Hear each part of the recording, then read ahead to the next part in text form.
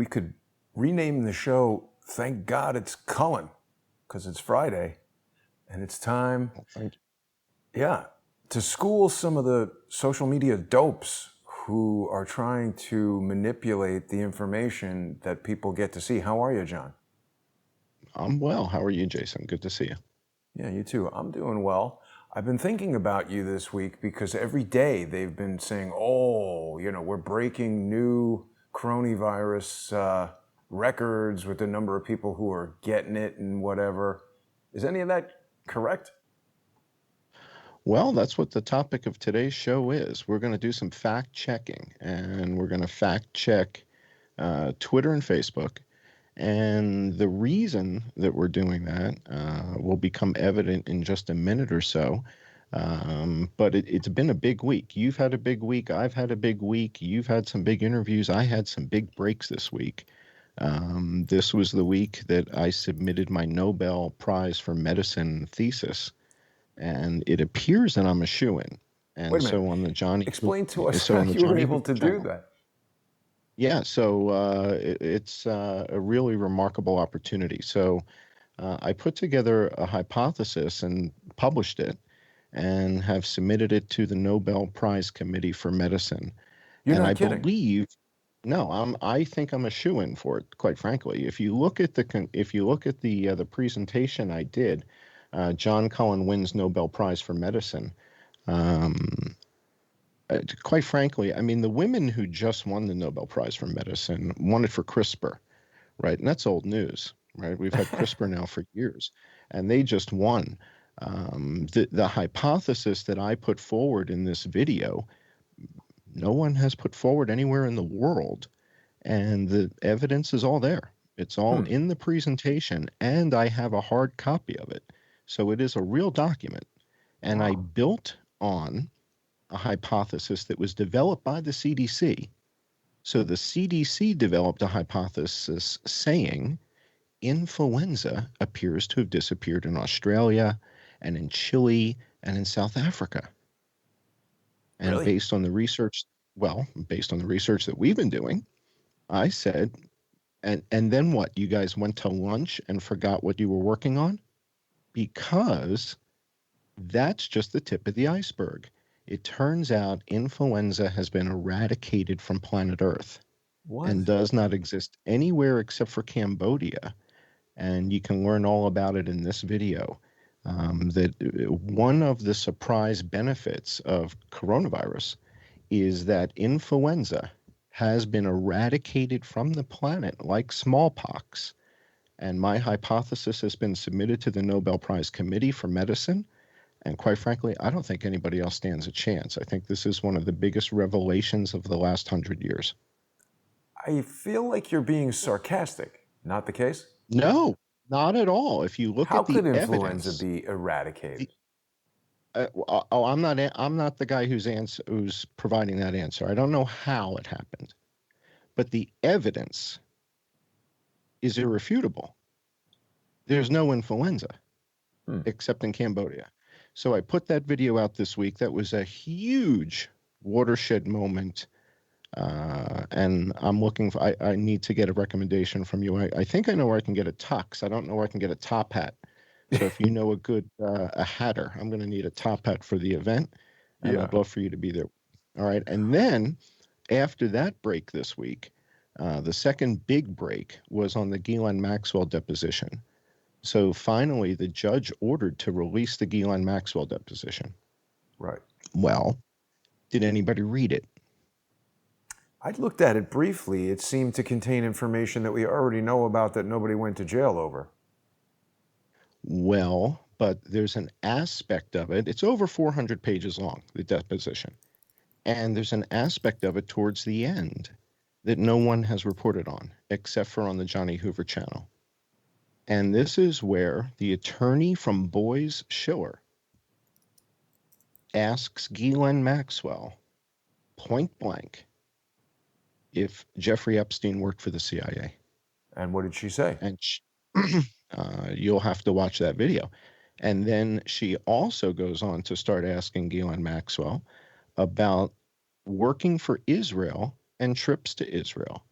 Now, it's one thing when a YouTube channel brings it up and suggests that this guy's CIA. It's another thing when one of the top attorneys in the country, working for Boies Schiller, brings it up in a deposition. And so this is a break that no one else has had. And I broke this video yesterday. Do you know if Jeffrey Epstein had any relationship with the U.S. government, either working for the CIA or the FBI in his lifetime? Confidential. It says the answer is objection to the Foreman Foundation. I have no knowledge of that. Do you know if Jeffrey Epstein has any friends in the CIA or FBI? Objection to the Foreman. Right. That's her lawyer. I have no idea.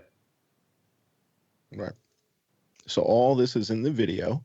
And this, I think, is the only place on the internet or anywhere that you're going to hear this level of detail. And this deposition was done in 2016. So again, this is a very famous attorney who is deposing Gulen Maxwell. And she says, I don't recollect him telling me he worked for the government. These are carefully selected answers that she can't be. She says, I don't recollect. I mean, how are you going to forget a trip to Israel? Right. Well, exactly. So that's why I made the video. And the audience can go check that video out at the Johnny Hoover channel. That's not the subject of tonight's show. That's yesterday's news. All right. So Nobel Prize on Wednesday, Gulen Maxwell on Thursday. That's good. And yeah, so tonight what we're going to do is we're going to do something called the fact-checking masterclass. And it seems that it's really necessary. It seems that Facebook and Twitter in particular are struggling with fact-checking. And it seems like they don't really know how to do it. And that's not a big surprise. So in tonight's show, I am going to take the lectern and I am going to demonstrate fact-checking as done by an adult. And you'll get to see what fact-checking looks like when somebody knows what they're doing. All right. So why don't we go to the deck and I'll show you guys a little bit of, we'll kind of set up where this is going. I'll give you an example or two before we go to our patron-only hour. And in the patron-only hour, we got some real deep stuff that you guys can share. And this is kind of the thing I think the audience needs to take into consideration here. The reason that Laura Ingraham tweeted one of my charts is because one of our listeners reached out to her. Okay. Somebody who watches the show is a friend of hers and reached out to her and said, you got to see this stuff. So the question to the rest of you, what are you doing? Who are you reaching out to? Who are you sending these materials to? Because it does matter. It does count. If you send these links to people, it counts. It matters. And people take notice. So please accept our invitation to be deputized and spread the word. Okay? Yeah. I mean, this was stunning data that you brought forward, John, and it's not like this is some study that you did. You just went and downloaded the CDC's data. This is their data. So we're told by some of these same people that you're going to be schooling today that if we question their data, we could get slammed and deleted from the internet. But if we publicize their data, is that okay? Well, I mean, that's the big question, right? I mean, that's what we're all trying to figure out here is what's okay, what's not okay. Right. And that seems to be the mystery. So look, let's go to the deck and let me show you guys sort of why we're doing this. And, we'll kind of establish the baseline here. So first of all, Facebook, right? So Facebook is, what's it say? Facebook is now officially censoring the New York Post's Biden bombshell, right? So that happened a couple days back, a week or so ago. And so they're censoring stuff. And then if we go to the next page in the deck, we know that Twitter has been charged with spying for the Saudis and all kinds of stuff. And Twitter's cracking down on the president. If you go to the next slide, a week ago, we talked about this, that when the president sent out this tweet, that Twitter's jumping all over him. They banned Kayleigh McEnany, who's the press secretary for the White House. So, I mean, at the end of the day, Are these guys doing fact checking, or are they simply calling it fact checking? Right? You can't just put mustard on a hot dog, call it filet mignon, and have it be filet mignon. It's not. It's a hot dog. So are they doing fact checking or not? Let's take a look. Let's go to the next slide. At YouTube, we know that they're banning any misinformation about the coronavirus vaccine. And I'm not sure how we figure out what is misinformation, what's not, but they're going to ban it, right? So we know that. Now let's go to the next page. And on the next page, what we have is something that Zach shared with us when he came on the show. I guess it was about a year ago or so. So Zach Voorhees from Google, part of his trove of documents had to do with the algorithm bias that they were, documenting over there. So these issues are coming up. I'm sure that Twitter and Facebook and YouTube are all struggling with these issues, right? How do you navigate through these waters? What do you do, right? Now they're getting subpoenaed. Right now they're going to have to appear in front of the Senate, right? So when your boss gets subpoenaed to speak in front of the Senate, something's up. That probably means you didn't do your job right. Okay. Right. When I worked at Oracle, Larry never got subpoenaed to speak to the Senate. We didn't screw up that bad, right? There was nothing we did that, they had to talk to Larry. So this is not good. And it's happened more than once. Okay. All right. So let me give the audience a sample question of what we're going to do tonight when we do some fact checking. Okay. So here's a sample, and I'm going to pose this question. I'm going to show you how we do fact checking using this. I'm going to do it right now live in front of everybody. So let's go to the next page in the deck. Okay.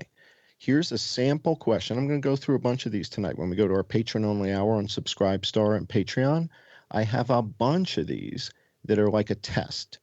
All right. So here's a sample question. More than half of the people that work at Facebook are not scientifically considered adults.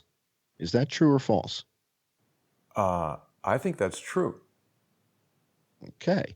Now, if you were to tweet that and send out a tweet that said, more than half of the people that work at Facebook are not scientifically considered adults, and make it a declarative statement, oops, you might be in trouble. Yeah. You might be. All right. So now let's fact check this and find out, is this true or not? All right. So let's go to the next slide. Okay. So the answer is it is true. Now, how do we determine that? Well, we use science. We go and we do research, and we go find research that says that people are not fully developed mentally until they've reached their 30s. And we have a whole bunch of documents on this that we've shown on the show before, that the brain does not develop into its adult form until someone reaches their 30s. Okay. Bunch of research on this, and you guys can do this offline, but there's a whole bunch of articles and studies on this. All right. So now you take that, which is now known and documented, and we set that aside here. Now we go to the next page. And how do we know that more than half of the people that work at Facebook are not scientifically considered adults? Because we find further research. And the further research tells us the median age of the people that work at Facebook. And according to Business Insider, the median age of people that work at Facebook is less than 30. So that means that more than half of the people at Facebook do not have scientifically developed adult brains. Now, that's a bit controversial, and I'm sure it aggravates half or more than half of the people at Facebook that I'm calling them children. But that's not me. It's science, right? People are not full adults until their 30s. Scientists say, not John Cullen. This isn't my theory. I'm just putting two bits of data together. And by marrying these two bits of data, we have achieved deductive reasoning that is irrefutable. This is not a theory. This is a fact. If the median age at Facebook is still less than 30, this data comes from 2017.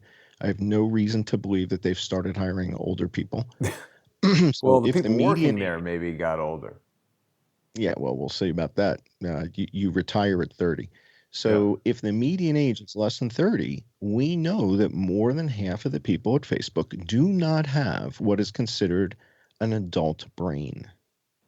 And because of that, I'm going to teach you how to do this. So this show is for the people at Facebook and the people at Twitter who are not yet 30. And what you have here is a guy who is over 30 who's going to teach you how to do fact checking because you guys obviously don't know how to do this yet. So let's go to the next slide. All right. So this is the key tweet.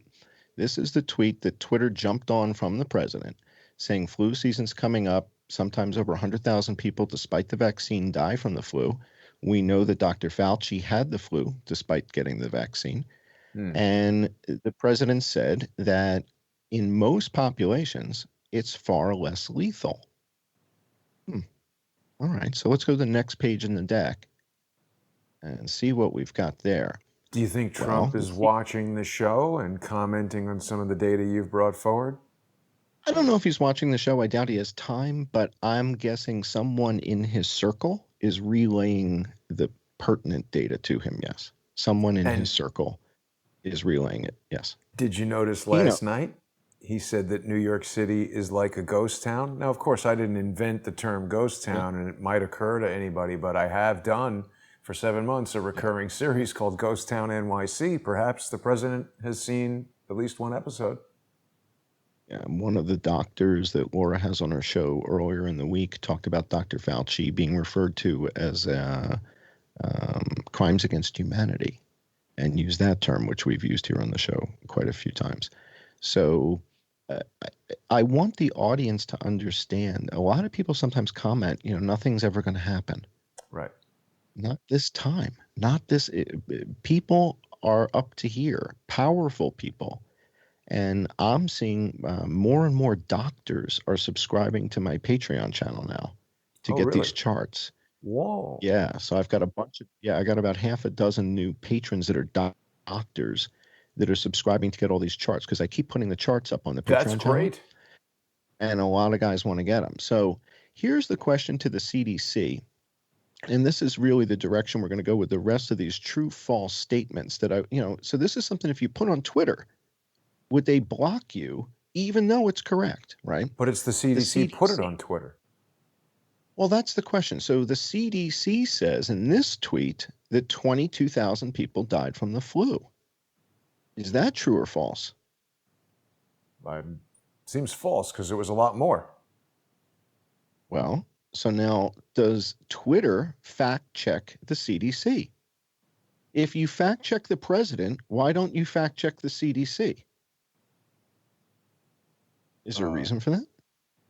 Well, they're just accepted as true by Twitter and Facebook. But the president is not. So the president is not accepted as true. CDC is. I'd like an explanation of that, please. Yeah. Who else do we accept as true? Everything Mike Pompeo says? Do we accept everything he says? Well, it's apparently anything negative about Trump is accepted as true, and anything negative about anyone who opposes Trump, no matter how much evidence there is to support it, is dismissed as a waste of time by NPR. They don't want to waste your time with Hunter Biden information at NPR. This is the question, right? So right here, right now, we are giving the Senate the questions they need to be asking Jack. Jack, why don't you fact check a post from the CDC, but you do fact check a post from the president? Is that a double standard or is it not? Okay. Now, if the CDC is wrong with this post, what are we supposed to do about it, the people? If I want to challenge the CDC and I say 22,000 flu deaths, I think you guys got your math wrong. I think you're missing at least 10 at minimum. Something's wrong. Wait a minute. Aaron D. raised an interesting point. He says 22 is a master number. I don't know what that means, but he's talking about 2020. That's interesting. They do like these weird number messages. I know that in the estimate that they provided back in April, the number was 24 to 61,000 was the estimate in April. It was 24 to 61,000, and we came in at 22. So that's delightful. All right. So the question again is, if the CDC posts incorrect data, how do we challenge that? How do we fact check the CDC? And why is Twitter not fact checking the CDC? And what am I supposed to do when I find out that Twitter's wrong? Post it on Facebook? Well, and they'll say, "No, I'm not allowed to do that." Now, they're starting to pick up. So the news is starting to report that fatalities are dropping. We've been reporting this here on this channel for quite some time. Since August the 1st, in the United States, week over week, fewer people are dying every week. So what you're hearing on the news is antithetical to the actual data regarding people dying. And that's what I'm concerned with. I'm not really concerned with people getting sick.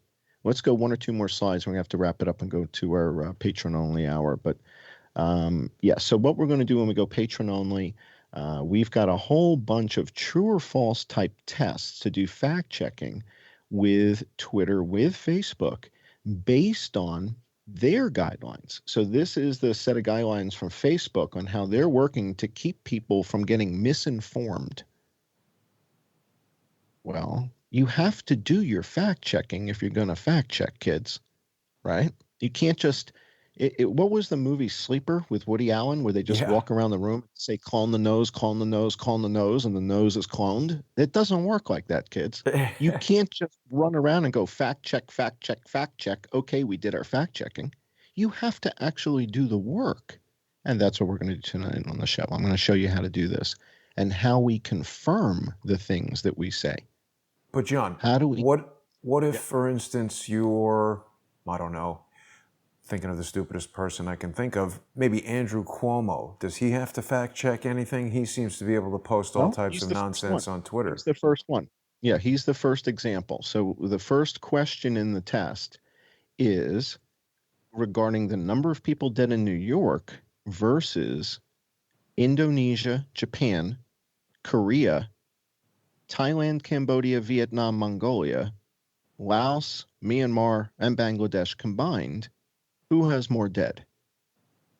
And we're going to get into some of these facts, and we're going to make sure that Andrew Cuomo understands that he has to take responsibility for the 33,000 people that died in New York.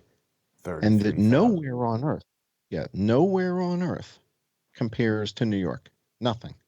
What about the fact that his dope brother is getting in trouble for not wearing a mask, and he's telling everybody to wear masks? Did you hear about that?